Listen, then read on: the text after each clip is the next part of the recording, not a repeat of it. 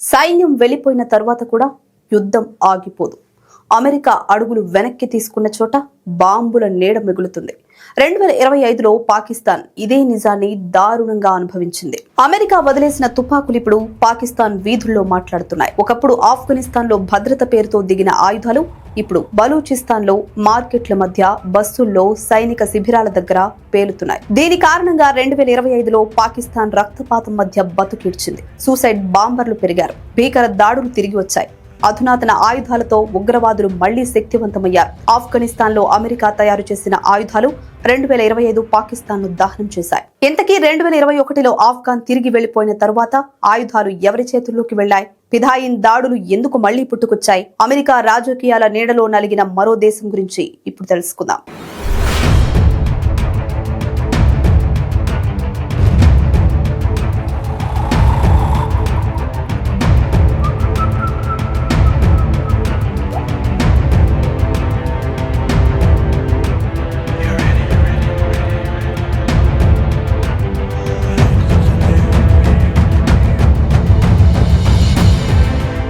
రెండు 2025లో పాకిస్తాన్ ఎదుర్కొన్న హింస సాధారణమైంది కాదు.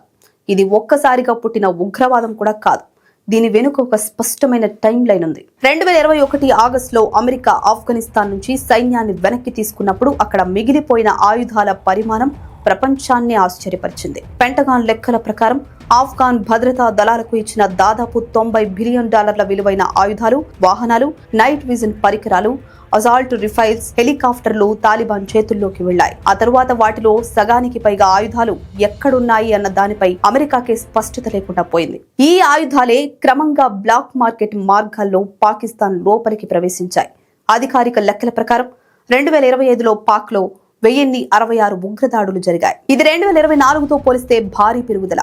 ఆ దాడుల్లో 3413 మంది మరణించారు. గత దశాబ్దంలో ఇదే అత్యధిక సంఖ్య. ఈ హింసలో మరో భయంకరమైన మార్పు ఫిదాయిన్ దాడుల తిరిగి రావడం. 2025లో 26 ఆత్మాహుతి దాడులు నమోదయ్యాయి. ఇది ఒక్క ఏడాదిలో 53% పెరుగుదల. ఈ దాడులు సాధారణ ప్రజలపై మాత్రమే కాదు, సైనిక కాన్వాయ్లు, భద్రతా శిబిరాలు, చైనా ప్రాజెక్టులకు సంబంధించిన ప్రాంతాలు ప్రధాన లక్ష్యాలుగా మారాయి. ముఖ్యంగా బలూచిస్తాన్ అతిపెద్ద యుద్ధ రంగంగా మారింది. ఇక్కడే అమెరికా విధానాల ప్రభావం స్పష్టంగా కనిపిస్తుంది. ఆఫ్ఘాన్ యుద్ధంలో వాడిన ఆయుధాలు ఇప్పుడు పాకిస్తాన్ లోపల ప్రభుత్వానికే ఎదురుగా నిలుస్తున్నాయి. ఐక్యరాజ్య సమితి 2025 ఫిబ్రవరిలో విడుదల చేసిన నివేదిక ప్రకారం తాలిబాన్ చేతుల్లోకి వెళ్లిన అమెరికా ఆయుధాలను టీటీపీ, ఐఎస్ఐఎస్ అనుబంధ గ్రూపులు, మధ్య ఆసియా ఉగ్ర సంఘాలు వినియోగిస్తున్నాయి. ఈ ఆయుధాల వల్ల ఉగ్రవాదుల ఫైర్ పవర్ పెరిగింది. దాడులు మరింత ప్రొఫెషనల్ గా మారాయి. పాకిస్తాన్ సైన్యానికి భారీ మూల్యం చెల్లించాల్సి వచ్చింది. 2025లో 667 మంది